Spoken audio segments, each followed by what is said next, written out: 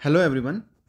आज के इस वीडियो में हम डिस्कस करेंगे classification of IC engine. IC engine मतलब इंटरनल कंबशन इंजन। ऑटोमोबाइल्स में प्रयोग होने वाले इंटरनल कंबशन इंजन्स जो होते हैं उनका क्लासिफिकेशन किस आधार पर किया गया है, क्या क्या कैटेगरीज़ हैं, उसके बारे में आज हम डिस्कस करेंगे। तो चलिए स्टार्ट करते हैं।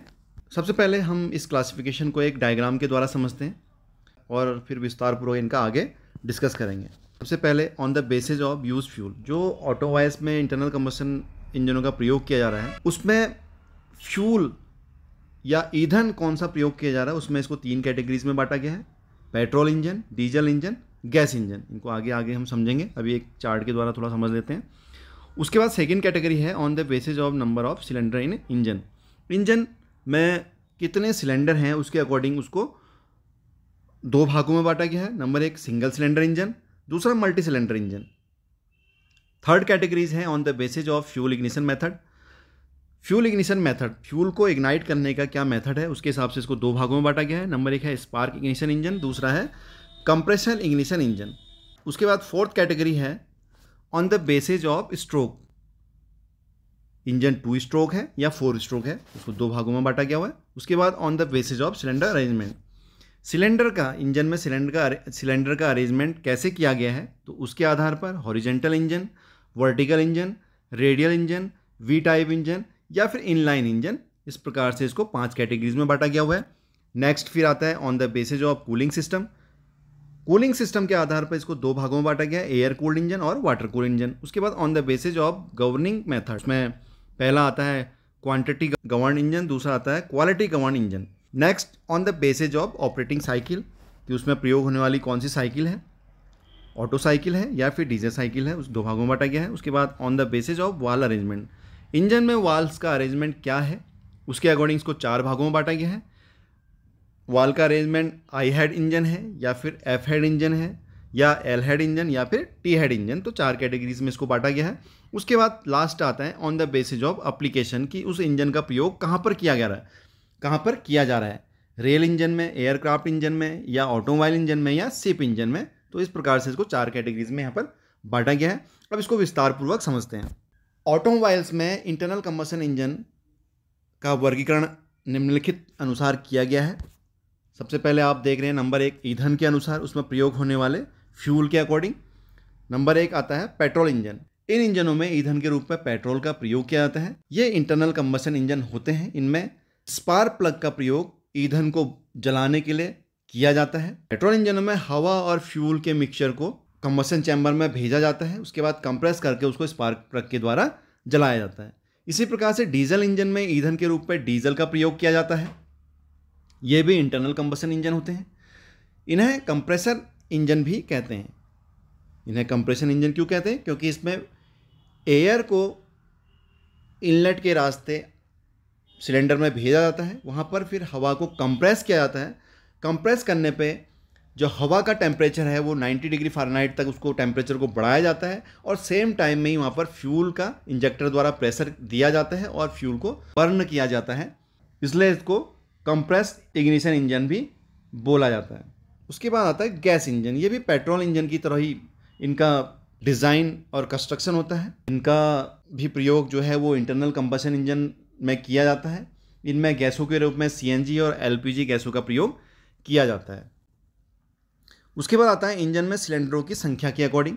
इंजन में सिलेंडर कितने हैं उसके अकॉर्डिंग सिंगल सिलेंडर इंजन है या फिर मल्टी सिलेंडर इंजन है। सिंगल सिलेंडर इंजन उनको बोला जाता है जिसमें एक ही सिलेंडर का प्रयोग किया जाता है, जिसमें एक पिस्टन, एक कनेक्टिंग रॉड का प्रयोग किया जाता है, उनको सिंगल सिलेंडर इंजन बोलते हैं। जैसे 2 व्हीलर्स के जो इंजन होते हैं वो सिंगल सिलेंडर इंजन होते हैं।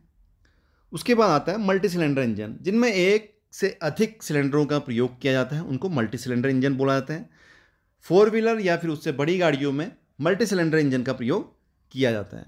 उसके बाद नेक्स्ट आता है on the basis of fuel ignition method. उसमें फ्यूल को बर्न करने का तरीका क्या है उसके अकॉर्डिंग उसको 2 भागों में बांटा गया है। सबसे पहले स्पार्क इग्निशन इंजन, जैसे मैंने अभी आपको बताया था। स्पार्क इग्निशन इंजन में स्पार्क प्लग का प्रयोग किया जाता है और स्पार्क प्लग में हाई टेंशन का करंट देके उसको फ्यूल को इग्नाइट किया जाता है, इसलिए इसको स्पार्क इग्निशन इंजन बोलते हैं।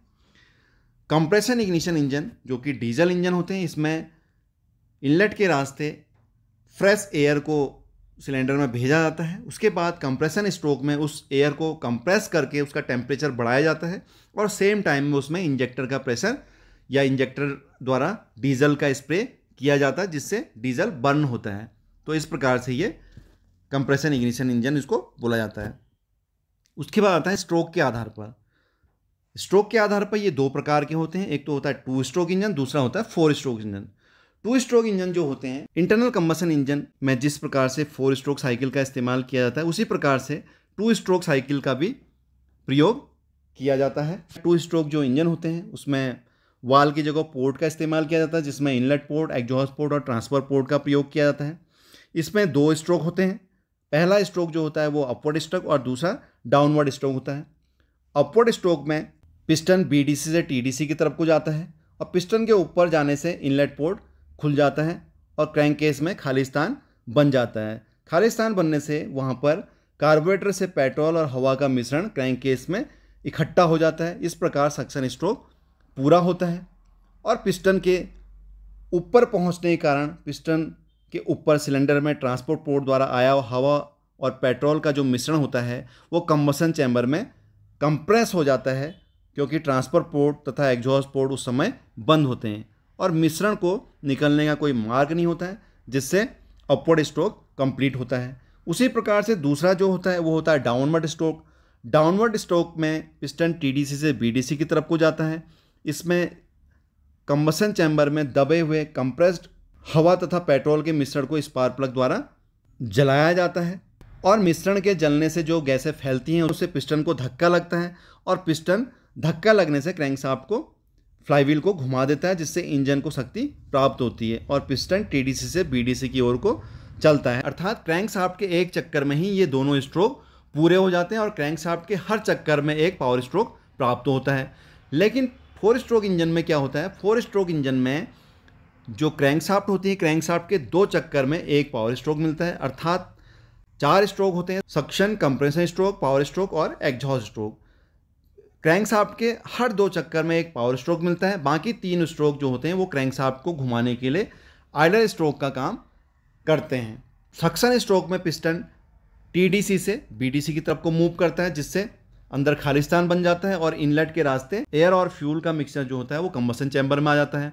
दूसरा कंप्रेशन स्ट्रोक होता है, जिसमें पिस्टन बीडीसी से टीडीसी की तरफ को मूव करता है, जिससे अंदर आया हुआ मिक्सचर जो होता है वो दबता है, जिसको कंप्रेशन स्ट्रोक बोलते हैं। और पावर स्ट्रोक में ये दबे हुए मिक्सचर को स्पार्क प्लग की सहायता से जलाया जाता है, जिससे पिस्टन को धक्का लगता है और पिस्टन टीडीसी से बीडीसी की तरफ को आता है। साथ में चौथा जो स्ट्रोक है वो है एग्जॉस्ट स्ट्रोक, जिसमें अंदर जली हुई गैसों को पिस्टन के द्वारा बाहर को धकेला जाता है और जो जली हुई गैसें होती हैं वो साइलेंसर के रास्ते, मफलर के रास्ते बाहर निकल जाती हैं। इस प्रकार से जो 4 स्ट्रोक इंजन होता है वो उसकी जो साइकिल होती है पूरी होती है। नेक्स्ट आता है सिलेंडरों के व्यवस्था के आधार पर, on the basis of cylinder arrangement. सबसे पहला आता है हॉरिजेंटल इंजन। जैसे आप यहाँ पर देख रहे हैं ये एक 2 व्हीलर का इंजन है। इसमें आप देख रहे होंगे जो सिलेंडर की पोजीशन होती है वो हॉरिजेंटल होती है, इसलिए इसको हॉरिजेंटल इंजन बोला जाता है। नेक्स्ट जो आता है वो आता है वर्टिकल इंजन। यहाँ पर आप सिलेंडर की पोजीशन आप देख रहे हैं वर्टिकल है, इसलिए इसको वर्टिकल इंजन बोला जाता है। इसका प्रयोग भी 2 व्हीलर में किया जाता है। उसके बाद नेक्स्ट जो थर्ड आता है वो आता है रेडियल इंजन। रेडियल इंजन का आप देख रहे हैं जो डिज़ाइन होता है वो गोलाकार आकृति में होता है। एक सिलेंडर जो होता है वो रेडियल अरेंजमेंट उसमें सिलेंडरों का रहता है, इसलिए इसको रेडियल इंजन बोला जाता है। उसके बाद नेक्स्ट आता है V type engine. V type engine में आप देख रहे हैं यहाँ पर सिलेंडर का जो अरेंजमेंट होता है वो वी शेप में होता है, इसलिए इनको वी टाइप इंजन इनको बोला जाता है। नेक्स्ट जो आता है वो आता है इनलाइन इंजन, इसको आई टाइप भी बोला जाता है। इनलाइन इंजन में आप देख रहे हैं जो सिलेंडर हैं वो सीक्वेंस से लगे हुए हैं, इसलिए इनको आई टाइप इंजन या आई लाइन इंजन बोला जाता है। उसके बाद आता है according to cooling on the basis of cooling system. Cooling system के आधार पर ये 2 भागों में होता है, एक तो होता है एयर कूल इंजन, दूसरा होता है water cool engine. Air cool engine में व्हीकल में जो इंजन है, इंजन को ठंडा करने के लिए इन्वायरमेंट की हवा और अलग से एक एडिशनल फैन लगाकर उसको इंजन को कूल किया जाता है, जिसमें सिलेंडर हेड और सिलेंडर ब्लॉक में फिन्स बने हुए होते हैं, श्राउट्स लगे होते हैं, तो उसके अकॉर्डिंग ये ठंडा होता है। ठंडा होने से इंजन अपना वर्किंग टेम्परेचर मेंटेन कर पाता है। तो इस प्रकार से ये था एयर कूल इंजन। इसी प्रकार से वाटर कूल इंजन में एयर के साथ साथ उसमें पानी का कूलेंट का प्रयोग किया जाता है, इसलिए उनको वाटर कूल इंजन बोलते हैं। इसमें रेडिएटर और वाटर पंप का इस्तेमाल किया जाता है, साथ में कूलेंट का प्रयोग भी इसमें किया जाता है। उसके बाद नेक्स्ट जो आता है वो आता है on the basis of governing method. पहला है क्वालिटी गवर्न इंजन। इनका सीधा अर्थ यह होता है कि ईंधन अर्थात एयर और फ्यूल मिक्सचर को लोड के रिस्पेक्ट में कंट्रोल नहीं किया जा सकता। इन इंजनों में स्पीड को बदलकर एयर और फ्यूल के मिक्सचर को कंट्रोल किया जाता है और इस प्रकार के इंजन पेट्रोल इंजन होते हैं।